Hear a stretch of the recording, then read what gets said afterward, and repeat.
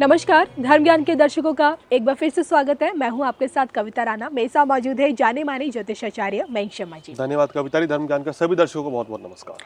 आज हम एक ऐसी राजनीतिक शख्सियत की कुंडली का विश्लेषण करने जा रहे हैं जिन्होंने बंगाल में 37 साल के वामपंथ सरकार को उखाड़ फेंक वहां पे तृणमूल की सत्ता को काबिज किया। हम बात कर रहे हैं पश्चिम बंगाल के मुख्यमंत्री ममता बनर्जी, जो कि राजनीति की बहुत ही मजे हुई खिलाड़ी मानी जाती है और जो कि देखिए ना, नववर्ष 2021 आखिरकार उनके लिए कैसा रहेगा। और सबसे बड़ी बात है कि बंगाल चुनाव में क्या वो अपनी सत्ता को बरकरार रख पाएंगी, इसी को लेकर आज हम बात करेंगे मयंक जी से। मयंक जी, ममता बनर्जी कहते हैं जिन्होंने 70 के दशक में अपनी राजनीति शुरू की थी, बीजेपी में भी रही, कांग्रेस में भी रही, यूपीए की सरकार में भी मंत्री बनी रही, एनडीए की सरकार में भी मंत्री का पद उन्हें मिला, लेकिन आखिरकार एकला चलो राजनीति के दम पर आज वो पश्चिम बंगाल की मुख्यमंत्री हैं। अब चुनाव भी है। सबसे पहले मैं जानना चाहती हूँ कि इस वक्त उनके भाग्य के सितारे कहें, राजनीतिक सितारे कहें, क्या कुछ बोल रहे हैं? जी देखिए, ममता बनर्जी की कुंडली पर नजर डालें तो उनकी कुंडली मेष लगन की है और वृषभ राशि की है। लगन में कोई ग्रह नहीं है, सेकंड हाउस में चंद्रमा है, तृतीय भाव में केतु है और फोर्थ हाउस में उच्च के गुरु हैं। देखिए, पंचम और षष्ठ भाव खाली है, सप्तम में उच्च के शनि है, आठवें भाव में शुक्र है, नवम भाव में राहु, सूर्य और बुध है, दशम खाली है, एकादश भाव में मंगल और 12वें भाव में इनका कोई ग्रह नहीं है। पहले तो कुंडली में समझ लीजिए कि इतना पावरफुल राजयोग बना हुआ है कि दो बार इन्होंने मुख्यमंत्री पद हासिल किया। उसके पीछे कौन से ग्रह आखिर कारक है? देखिए, इनके कुंडली में भाग्य का स्वामी जो है यानी कि बृहस्पति, वो उच्च का केंद्र में होकर बैठा है। भाग्य का स्वामी जब भी केंद्र में होकर बैठेगा तो व्यक्ति को उच्च पद की प्राप्ति होगी। दशम भाव का स्वामी वो भी उच्च का है। ये दोनों भाव कुंडली में बहुत इंपॉर्टेंट है। अगर आपको लाइफ में बहुत ज़्यादा प्रोग्रेस करनी है तो ये दोनों भाव का इंपॉर्टेंट होना और इनका मजबूत होना बहुत ज़रूरी है। शनि भी उच्च का है, लगन का स्वामी फिर आता है सबसे ऊपर। अगर लगन का लॉर्ड मजबूत नहीं है तो आप टॉप पोजीशन पर नहीं जा सकते। वो मंगल 11th हाउस में बैठा है और 5th हाउस को देख रहा है, यानी कि ऐसा संकेत मिलता है कि जनता का खूब समर्थन इनको मिलता है। इसी वजह से दो बार मुख्यमंत्री बनी है। तो उच्च का चंद्रमा है तो वाणी भी ज़बरदस्त है, असरकारक है। भाग्य स्थान में सूर्य और बुध का बुधादित्य योग भी है, साथ साथ वहाँ राहु भी विराजमान है ग्रहण योग बिठा के। तो जो कुंडली का लेवल है वो बड़ा ज़बरदस्त है। ग्रह नक्षत्र काफ़ी पावरफुल है इनकी कुंडली में, जिसके कारण इनको उच्च पद की प्राप्ति हुई।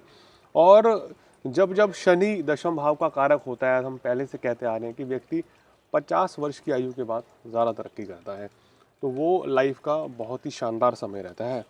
तो इस हिसाब से देखें तो कुंडली के इस योग के कारण ही ये मुख्यमंत्री का पद इन्हें मिला और लगातार दूसरी बार भी ये मुख्यमंत्री चुनी गई है। मैं जी, माँ मानुष माटी की राजनीति करने वाली ममता बनर्जी पिछले 10 सालों से बंगाल की सत्ता में बरकरार। अब 2021 में चुनाव है, लेकिन अगर ममता बनर्जी की खूबियों पर जाएं, उनकी कमियों में जाएं, तो विरोधी उन्हें तानाशाह कहते हैं। क्या लगता है, उनकी कुंडली से उनकी तानाशाही कहीं झलकती है? देखिए, जब भी मेष लगन वाले जो व्यक्तित्व होते हैं, जिनका शनि बहुत पावरफुल होता है या मंगल पावरफुल होता है, तो ऐसे व्यक्ति निजी फैसला लेते हैं, अपना ही फैसला ज़्यादा चलाते हैं और किसी की नहीं सुनते हैं। तो इसी वजह से कुछ लीडर्स इनको तानाशाह बोल देते हैं।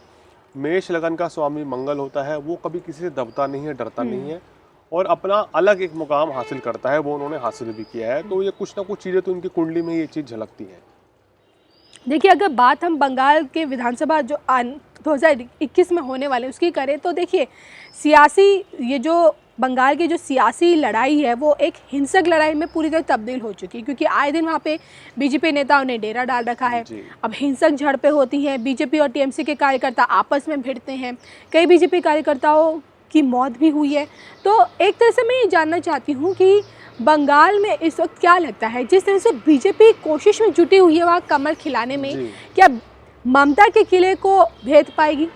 देखिए, जिस तरह के इनके ग्रह नक्षत्र अभी चल रहे हैं, शनि के उच्च की दशा है और शनि की महादशा में ही इनको उच्च पद की प्राप्ति हुई है और उसी शनि की दशा चल रही है। लेकिन अब शनि में इस समय मंगल की इनको अंतरदशा है और शनि में मंगल टकराव कहलाता है। इसलिए पिछले तकरीबन 1 साल से हम देख रहे हैं बहुत ज़्यादा बंगाल में टकराव चल रहा है। 15 मार्च 2021 तक इनको मंगल की अंतरदशा है। उसके बाद राहु की अंतरदशा शुरू होगी। राहु कुंडली में भाग्य स्थान में नीच का बैठा है। कहीं ना कहीं ये संकेत मिल रहा है कि आने वाला समय इनका उतना बेहतरीन नज़र नहीं आ रहा है पॉलिटिकली अगर हिसाब से देखें। जी। और अगर बात करें कि चुनाव हैं आने वाले साल में, और मेरे ख्याल में मार्च अप्रैल के बाद ही चुनाव होंगे, तो वो चुनाव में इनकी पार्टी इतना आशा के अनुरूप प्रदर्शन नहीं कर पाएगी क्योंकि उनका भाग्य का सितारा थोड़ा कमज़ोर नज़र आ रहा है। और जब अगर भाग्येश में जो ग्रह बैठा है भाग्य स्थान में, अगर उसकी दशा आ जाए और वो अगर उच्च का हो तो उच्च पद की प्राप्ति हो जाती है, अगर वो नीच का हो तो वो पद से आपको हटना भी पड़ सकता है, या आपको हम अगर साफ शब्दों में कहें तो बड़ा मुश्किल होता है आने वाले समय में आपको बड़े तरीके से चुनाव जीतना। मयंक जी, जैसे आपने बताया कि 2021 में दीदी का जो भाग्य का सितारा है कहीं ना कहीं आपको कमज़ोर नज़र आ रहा है। एक बहुत बड़ी चुनौती उनके सामने विपक्ष पेश कर सकता है, ऐसे उनके कुछ ग्रह बता रहे हैं, क्योंकि उनके खुद के ग्रह भी इस समय कमज़ोर होते हुए नजर आ रहे हैं।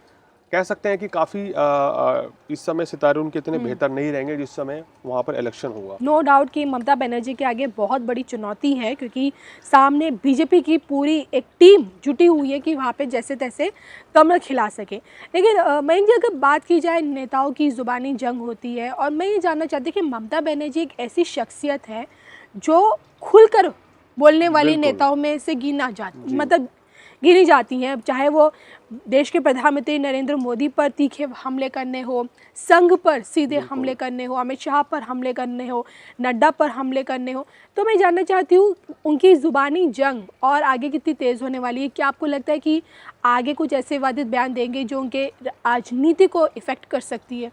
देखिए, इनकी कुंडली में अगर देखें तो इस समय मंगल की अंतर्दशा है, और मंगल की अंतर्दशा में या राहु की अंतर्दशा जब आती है तो व्यक्ति कुछ ज़्यादा एग्रेसिव हो जाता है, कुछ अपशब्द निकल सकते हैं, कुछ गलत बात हो सकती है, या आपके द्वारा निकले हुए कोई शब्द का विवाद हो सकता है। इस तरह की परिस्थितियाँ आने वाले समय में बनती हुई नज़र आ रही हैं, जो मंगल की अंतर्दशा में है, और मार्च के बाद फिर राहु आ जाएगा तो ये और ज़्यादा भी इजाफा इसमें हो सकता है।